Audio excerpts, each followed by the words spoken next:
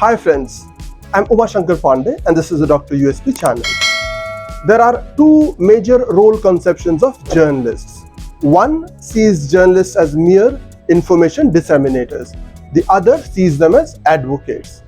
Advocacy journalism believes in taking sides. It does not believe in journalists remaining neutral between two positions. They are not just satisfied with reporting events, but creating change. Journalists attempt to cause change, and they see viewers as agents of change, and they see their own role as being catalysts of change. There are people who see advocacy journalism as opposite to objective journalism and think that this is not how journalism should be. Let us see Advocacy Journalism Explained in this video. A related term is media advocacy, strategic use of mass media to advance public policy initiatives. While traditional media addresses the knowledge gap, media advocacy addresses the power gap. The term advocacy journalism describes the use of journalistic techniques to promote a specific political or social cause. The term is often meaningful only in opposition to a category of journalism that does not engage in advocacy, which is objective journalism. Advocacy journalism offers a point of view on events moving from a purely informational to an explicitly persuasive mode of address. Advocacy is about pleading another's cause or arguing in support of an event, idea, or a person. This is a form of journalism where the objectivity norm does not apply. Advocacy journalism is journalism that takes a point of view. Advocacy journalists openly align with a particular political, social, or cultural cause, eschewing the detached observer role typical of traditional journalism. Objective journalism strives to report facts without bias, offering a balanced view that leaves interpretation up to the reader. It adheres to equidistance, which is maintaining equal distance from all sides of a debate or argument. Verification, which prioritizes fact-checking and evidence.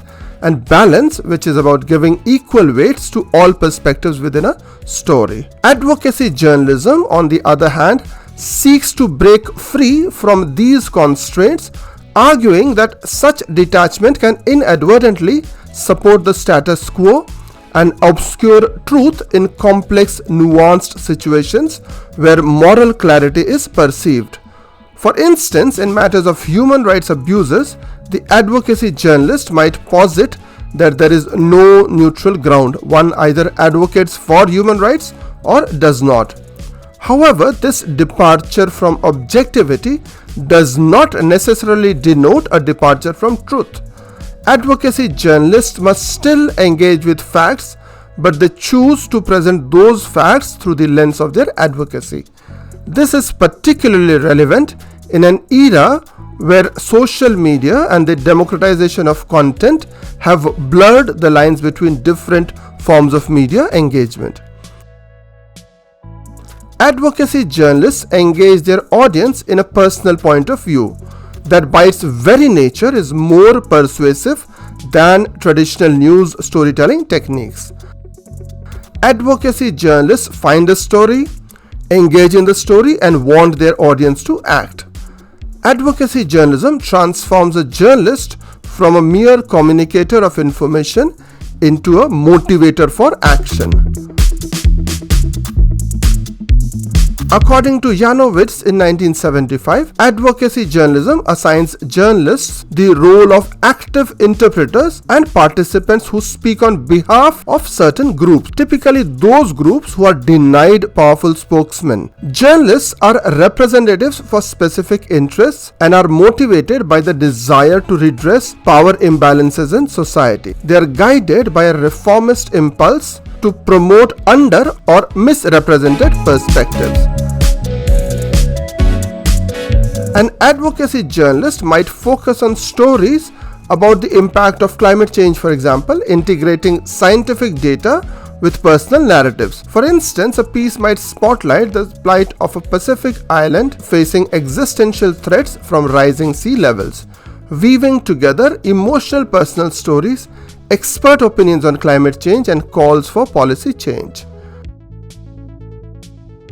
In advocacy journalism, the story about climate change is not just presenting facts. It's a rallying cry for action, a strategic blend of personal testimony and scientific evidence aimed at shaking the reader out of apathy. It is not merely reporting events. It's moral positioning, an alignment with the cause that seeks to amplify the voices of the oppressed and drive reform. Advocacy journalism is news plus. Advocacy journalism is often discussed in terms of its capacity for going beyond traditional reporting to aid the reader in understanding the broader context surrounding a given issue. Advocacy journalism makes news more understandable and bringing the news into focus to put it into a better frame of reference to show its significance. Advocacy journalism as a form of critique and an agent of change goes beyond a truth behind the facts analysis of issues and events to stake out a particular point of view, directing its ire towards individuals and institutions that are, from the journalist's perspective, doing ill. It casts itself as the spokesperson of those who do not have a voice. The critique and change agent function of advocacy journalism seeks to alert the audience to wrongdoing and possibly offer a corrective. This is in many ways parallel to the ethos that positions investigative journalists as custodians of conscience.